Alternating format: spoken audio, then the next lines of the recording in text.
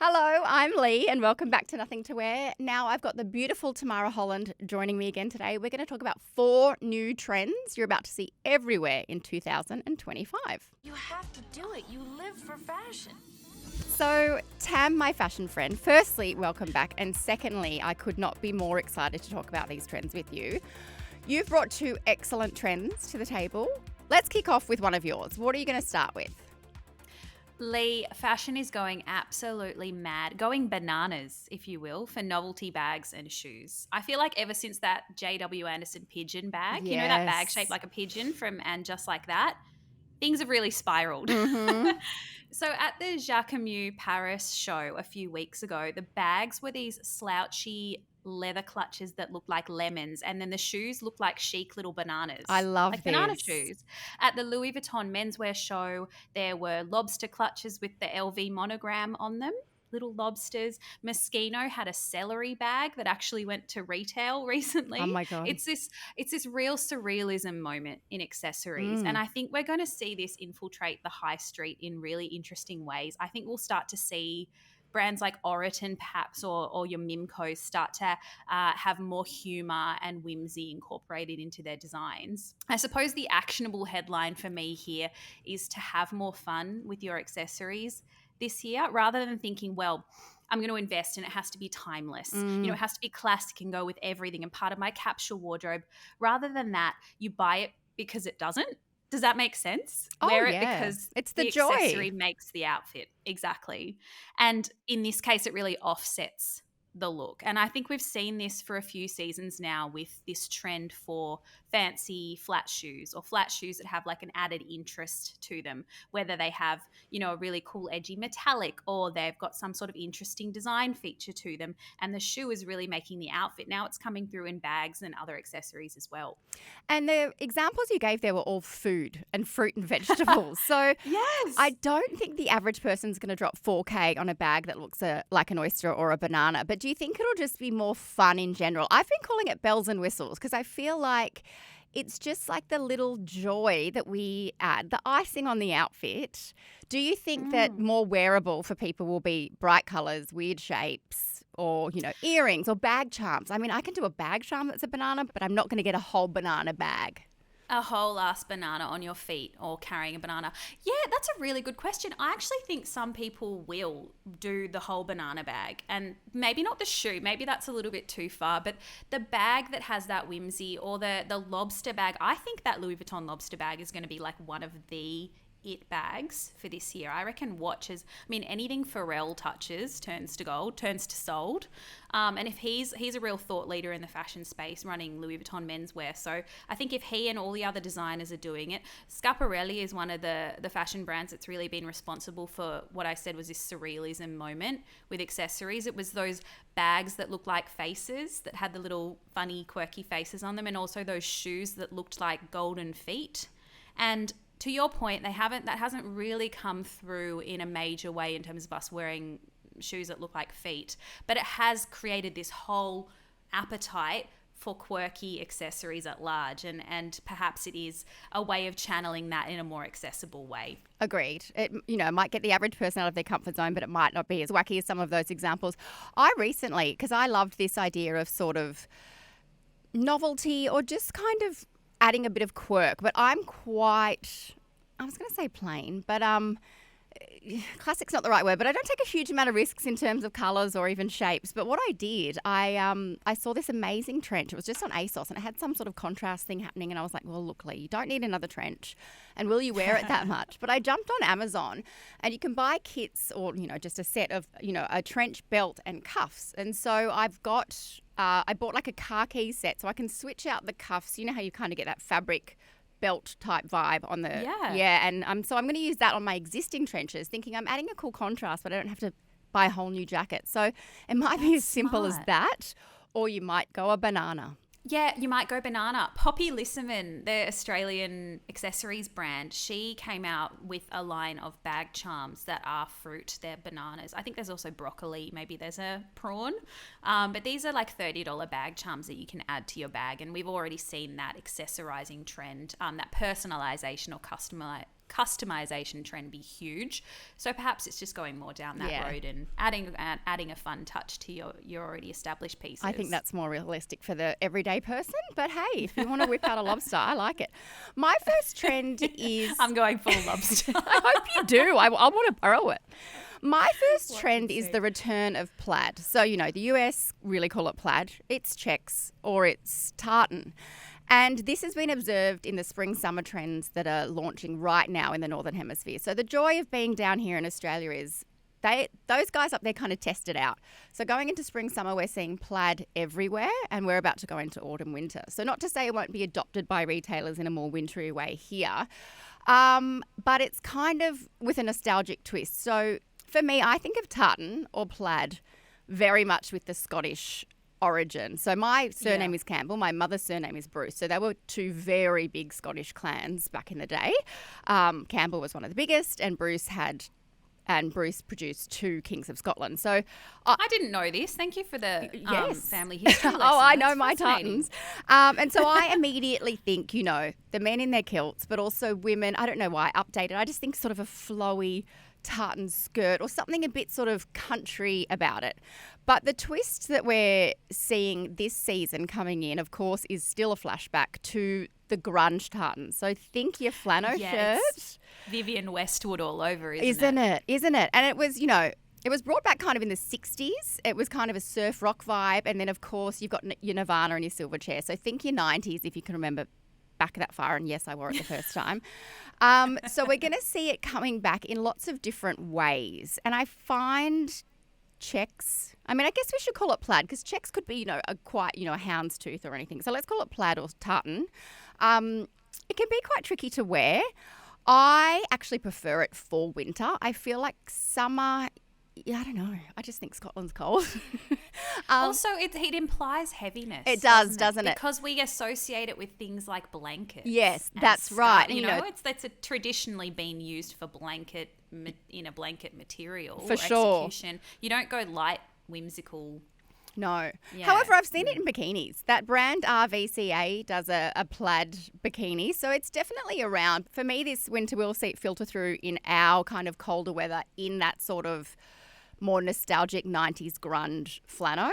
And so I think that can be quite cool, tucked into a wide leg pant or even with one of those beautiful maxi dresses, the kind of utility maxi dresses and skirts that we're seeing.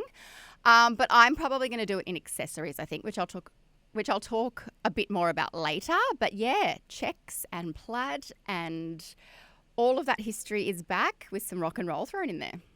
Checks and balances. I love it. No, this is cool. You're so right. I've been seeing this coming through in the street style I've been observing, particularly from Copenhagen Fashion Week. Mm-hmm. I saw this woman wearing a fabulous check overcoat and it was in like a dark tartan and I was like, gosh, that feels so fresh again. But it wasn't that punky Vivienne Westwood. It was like a really clean, polished kind of trench, a thick one, and it made me just go, you know what, if I'm gonna do a print in winter, that feels correct. It does, doesn't it? Because it feels fresh but also so traditional that you won't want to get rid of it next season. And I think if you're into thrifting, which I really am, it's great to get tartan and plaid when you go thrifting because you can go into the men's section and look at their shirts and then you can customize them, or you might find a lot of jackets that were, I guess, a few seasons ago quite uncool, but now they're cool again. Like an oversized blazer in a check, a menswear blazer. So cool. I do love a checked oversized blazer. That's a good point. I might even venture that far. What else have you got for me? Okay, this is what I'm calling... I'm initiating a segment, what to wear next. Oh, I love that. Well, that's what trends are, right? Exactly. What to wear next. We're coming into autumn. It's really close, actually. We've just got a few weeks left of summer. I was doing my research for this podcast, as I like to do, and I saw that Miu Miu is fashion's hottest brand once again, according to the List Index. It's a report that comes out every quarter, and it reports on the most influential hot brands, high-end brands, as well as some more mid-tier brands that can come through into this register. So Miu Miu has been responsible for a massive brown suede revival on the runways. The List Index also interestingly reported that UGG, as in UGG boots, has made its entry into this hot list. So they're part of this trend too. And just before we recorded, Leigh, I saw 2 celebrity outfits really recently that support my theory. So Kendall Jenner wore a brown leather blazer and carried a matching brown suede Hermes bag. And Hailey Bieber, her fashion twin, wore a brown suede bomber. So very compelling evidence here. This year's suede is definitely one of the key textures in fashion, especially in brown. We're going to see it everywhere. I'm going so far as to call it the new leather. So how this is coming through is in footwear, particularly with moccasins and loafers. They're starting to come back in. I've been looking for a pair now just to invest ahead of winter. I can't find any that aren't Miu Miu and $2,000. So, let me know if you find some. I got a great, again, I'm not, I don't work for Amazon, but I got a great pair on Amazon. Oh, hot tip. Okay, I'm checking that out after this record. It's also coming through in sneakers. I read a trend piece for Mamma Mia about brown suede sneakers. So Adidas, New Balance, Nike, they've all got their versions. And then, of course, brown UGG boots for winter. Then it's also happening in outerwear. So like I said, we've seen Hailey wear a brown suede jacket. It looked vintage. It was probably Bottega Veneta, but who knows? It's definitely a throw to that retro vintage silhouette of the menswear inspired suede jacket. We'll also see overcoats. They look amazing back with denim, I think. And then again, thanks to Miu Miu, we'll see slouchy brown suede bags, hobo bags, bowling bags coming through everywhere. I think this trend is a really interesting evolution of that quiet luxury moment that was everywhere, but it's channeling more of that kind of heritage old money look. And maybe this is why checks are happening as well, to your point. So the brands that I'm seeing on the trend reports that we're going to aspire to this year are brands like Ralph Lauren, Max Mara, Hermes, and The Row, brands that really have a sort of affiliation with heritage and class. And that's why we're getting things like loafers as well coming through. I'm seeing a few brands on the high street coming out with those thick cotton Oxford shirts, with the logos on the pocket, that logo sort of thing. We'll also reportedly see Hunter Wellington boots come through for winter and having their revival. I feel like the inspo is like royals on their holidays. Yes. That's the look. Yeah, I feel that. We had Nicole Adolph from The Iconic on the show late 2024, and she talked about the trends she predicted in terms of buying for The Iconic, and a brown suede was one of her top ones. So that's already filtering through into The Iconic. And you're probably thinking, listening now, wow, it's too hot, obviously depending where you are based. But it's suede or suede look. I think, again, a lot of people can't afford or might have different ethics and not want to wear suede. But it's even just that finish that's that kind of, almost like a brushed, well, it looks like a brushed leather, but it might not be real leather. And I find suede hard to wear in that you wear it in the cooler months, but it might be raining and it's suede. So you're like, so true. Yeah, I bought a beautiful vintage suede. It's kind of like a shacket overseas, and I haven't worn it yet because, and I've had it for one winter, every time it's cold enough to wear it, it's rainy or the risk of rain, and I don't want to get it wet because suede, weirdly, which comes from cows, but the way it's finished is you don't really want to get it wet. So I'm probably more into the more affordable suede look that is not... I think they call it suedette. Yes, suedette. I know. We've got so many names. It's probably vegan suede. But I really like that. I think textures for me are my way to get adventurous and experimental in fashion because I'm not really a huge pattern person. I don't do a lot of digital prints or anything really loud, but I do love a kind of luxurious texture. So I'm excited for that.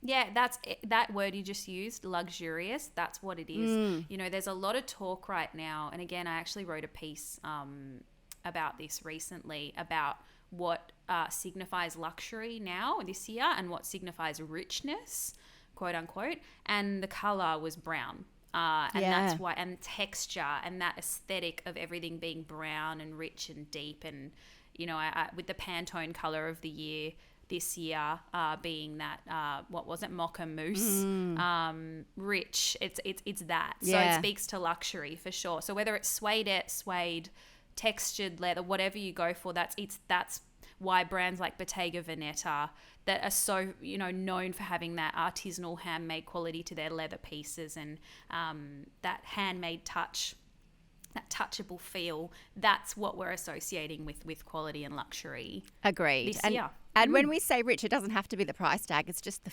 vibe. It's the vibe. It's the vibes, babe. And I've got some more accessible entry points to this trend coming in our bougie and budget later I'm excited for that. Now I just feel like having a chocolate mousse. Like when you say rich and chocolate, I'm just thinking of mud cake. I know. Delicious. Can someone get me a cappuccino, please? Right. Okay, my second one is not going to be a huge surprise to Australians, but we've got to think globally. So elevated sportswear, which Australians do very well, and the proliferation of waterproofs, which I'll get into. But keep in mind that these trends, again, are coming from the Northern Hemisphere, and Australian culture is very active. We do wear athleisure wear or our sportswear, our activewear to run errands, to casual events. We really do live in a lot of our activewear, but other places aren't like that. You go to Hong Kong, you go to Paris. I was in Paris last year, and my husband, first time there, I mean, he looked great, but he was in sort of little a bit black. They were black Subi, could be board shorts, but they looked like he was going to the gym, but then with a jumper and a sneaker, and he looked really cool. But we met up with a friend who is French born, and he said, "Are you going to the gym?" And Rich said, "No." And he said, "Oh, we don't wear activewear unless we're going to the gym." Oh, no, we don't do that. No. And That's a lot, so interesting. isn't it? Yeah, I so listened to true. Amelia Lester recently on Mamma Mia Out Loud, and she was talking about when she lived in Hong Kong, and it was just not a done thing that you wore athleisure or athletic wear unless you were working out. But the runways overseas and spring summer that the Northern Hemisphere is going into is showing that it's coming through in bits and pieces in everyday clothes. So I think Australians might adopt that in that they will choose pieces that are truly activewear that look good enough to wear wherever. But people that might not be that active will be seeing hints of it within their regular wardrobe or within their regular retailers that don't sell activewear. So think also a bit softer. So yes, we're seeing the return of the polo shirts and the kind of, again, like you said, the preppiness of the moccasin, and it could be the polo, but also touches of yoga and Pilates and ballet being brought into fashion. And with waterproofs, this is really interesting because obviously, it rains in Australia, but there's places in the Northern Hemisphere that get very rainy and very cold and snowy. So waterproofs are functional, but they're becoming more fashion now. It's kind of that fitness turns to fashion and can be worn anywhere. So waterproofs are, cool oversized trenches that are obviously utilitarian, but also really cool just to look at. And the bonus is that it's waterproof. Or boots that are fully waterproof. Marks and Spencer does that well, being from London. So, and you'll also see sort of that parachute material coming through in awesome, cool maxi skirts. So it's kind of like that sporty, maybe I'm going skiing, maybe I'm climbing a mountain, maybe I'm just going to Pitt Street Mall. It's that kind of active fabrics in footwear and in clothing, and then sort of sporty, feminine-coded sporty touches. There's so many great brands that are doing it, and we're going to see it come through, like I said, in the regular brands. But my tip is, because Australians are so active, is just go to your activewear brands and have a look at how cool some of the styles are. Your Lululemons, Marks and Spencer, which ships to Australia, has a whole sportswear and activewear category on their website. And half of it is stuff I'd wear to the office or to a lunch. It's not that traditional black crop, black leggings and Jurassics. And of course, Uniqlo. Uniqlo does this so well and always have. They've got a tab called the Sports Utility Wear category. And there's some really cool wide leg pants that are got a sporty vibe, but they could go to the office. You can put a cami on and put a heel if you like. And we did see last year, tracksuit pants with heels, which freaked some people out, but we're going to see more of that. And it's estimated that sweatpants are going to increase by 25% for the coming spring, summer in the Northern Hemisphere. So we hated them after lockdown, and now we're back in sweatpants. And it's just that they're elevated. They're not your bald kind of grey marl old ones from the back of the cupboard. They're ones you can wear at home but then wear out of the house. How do you feel about this, 100%. my sporty, active friend? Are you being ironic? No, you That strike could me not as an active describe me. person. Oh, no, You're like no, boho active. friend. Oh, my God, it gets worse. Neither of those. Look, I mean, I do Pilates. That's about it. I walk with the pram. I'm not the sportiest gal. I find that I do like a pair of trackies. I find them really hard to dress up. I always have. I really tried to do the whole, I love that look that all the girlies were wearing with the striped track pants with the the stripe down the side in kind of collegiate colors like red and navy and forest green. So cool. Tried them on.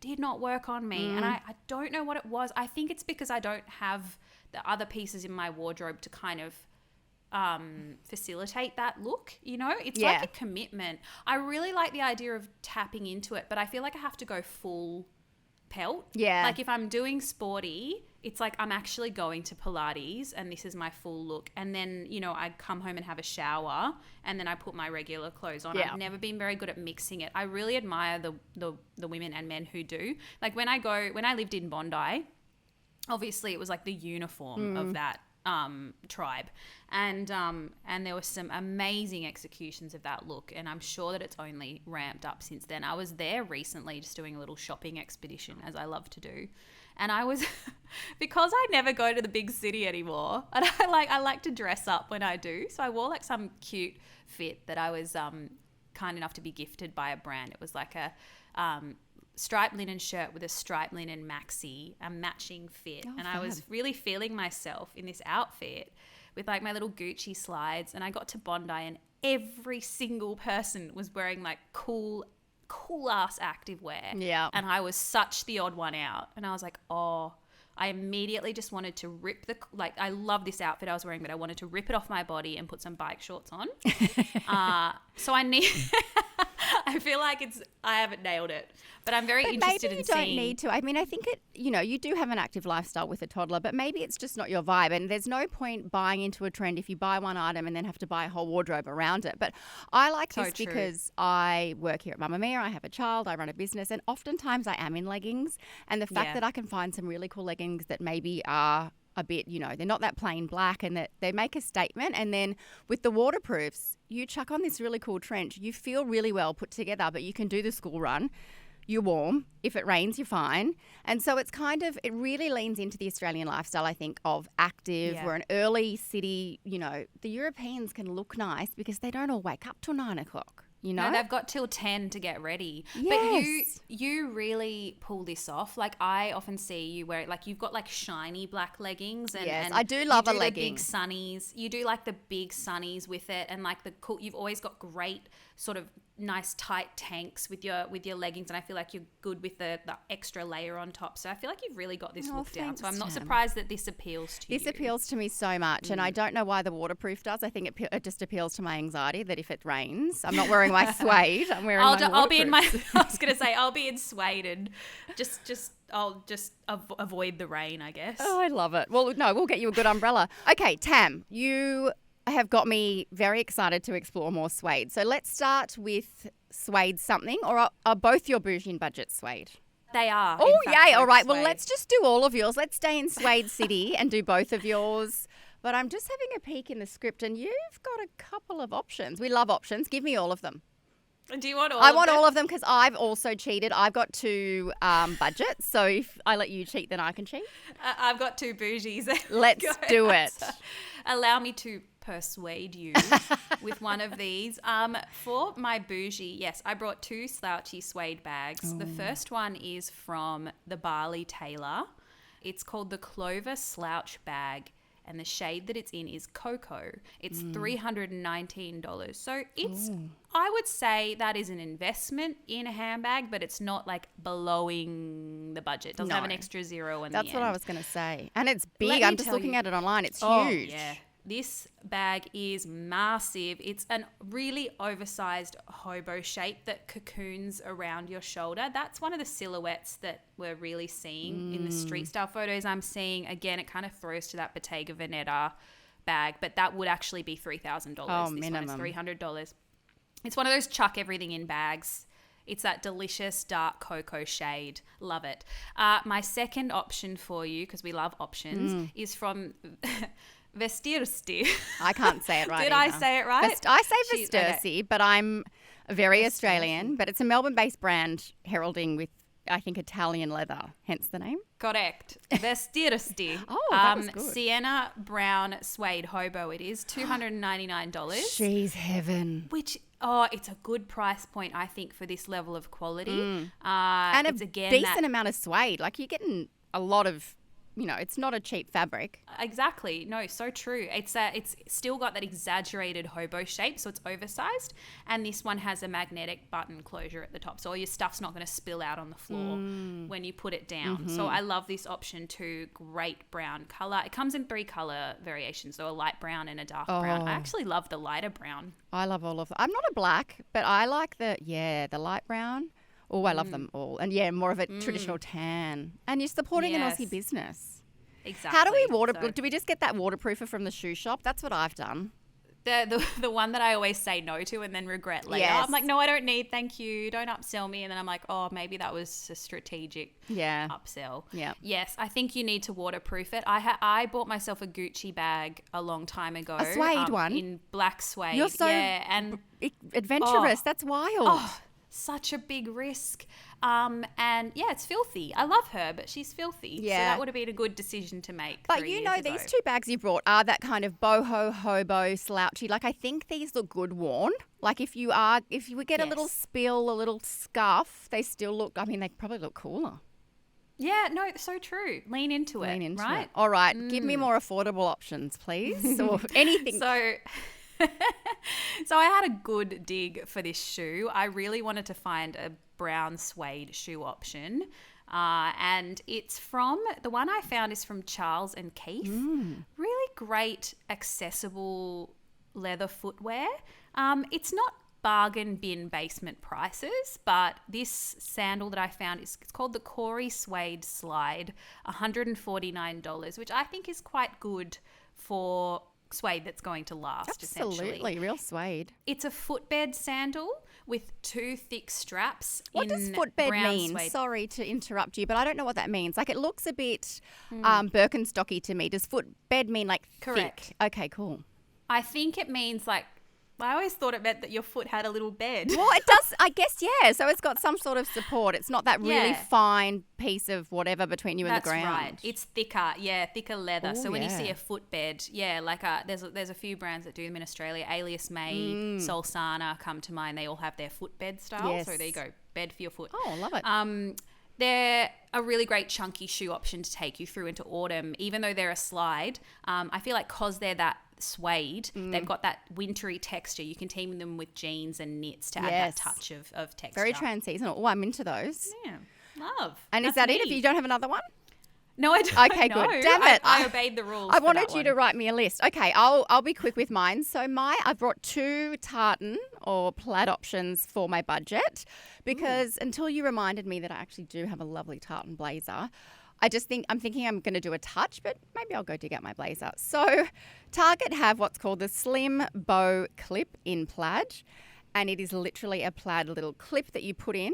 The website says it's very popular. It comes in other colours and you can also get it in a leopard print. But I just really like the plain bow because, again, as you said, it's kind of that throwback to high society. It's a bit kind of what I'm imagining in the Scottish countryside. And I am at the point with growing my hair, even though this is not a beauty podcast, where I sometimes just need to do a bit of a half up, half down or put it back. But I look like I'm in my athleisure wear and I've just come from the gym. But sometimes I'm coming to the office. Just this little bow is so cute and it's $6. So if you want it, yeah. And you know what?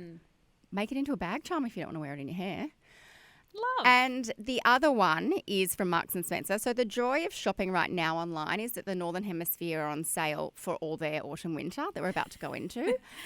It's a good hack. Oh, it's a good hack for your wardrobe, but not for your bank balance. So the Marks & Spencer M&S Collection checked scarf, it is $38.99. I think a scarf is also a really good way sometimes to dip your toe into a trend. It's just a big, chunky checked scarf. It looks like one of those throws you might put on your couch. It's not quite that big. You know, it's not the Lenny Kravitz wearing that blanket he did that time. But it's just beautiful and warm. And if you live in Tassie or somewhere that gets really cold or you travel, it kind of just adds that immediate chicness to everything else. To a basic look. This is very much inspired by a scarf that Acne Studios did. Yeah. I ain't spending that on a scarf. No, they're $400 or $500, so this is a more accessible way. I love this scarf. I love scarves, Great but I find. forget to wear them. Me too. Yeah, me too. I think we need to like somehow keep scarves in our car. Anyway, my Boujie is one of those aforementioned chic trenches that are waterproof. It is from Lululemon, but it's an online exclusive, so you can't get it in stores. It's called the Always There trench coat, and I like the colour bone. I really like lighter colours. It comes in a black, but I feel like a bit Inspector Gadget if I wear a big black trench. And it's got that really kind of cool lapel that's the double thing. The arm wristy belt. I can never remember what that's called. It's not a cuff. It's a something. I don't think it's an arm wristy belt. No, they don't call it that weirdly. Has some kind of very subtle Lululemon branding, but you could remove that, I think. It's just cool, and the model is 5'10", and it comes past her knees. So on me, it would be almost full length. I do like that Lululemon does quite a lot of different lengths for their items because they've got such a broad audience. It's just very cool, lightweight, trans-seasonal. Imagine that for travel. If you're going somewhere the weather is unpredictable, it's very easy to pack and lightweight. Great for the plane, great for everything. I think I'm convincing myself. But it is $329. So I think with a trench like that, you can get a fashion trench and then you can get a functional trench, but I think the fusion of both is amazing, and I wish I didn't have so many trenches. I'm going to have to sell a few so I can invest in something that's functional and Well, you've sold me. Maybe I'll buy it. Okay, and then we can share. I might get the black. Yeah, you don't strike me as a detective, but I think it's the dark hair and the love of big sunglasses. When I put it all together, I look like I'm sneaking around to take pap shots. Tam, as always, I learn so much from you. I have the best time chatting to you. So we'll speak to you in another month or so with some more fashion news. Thank you so much for having me.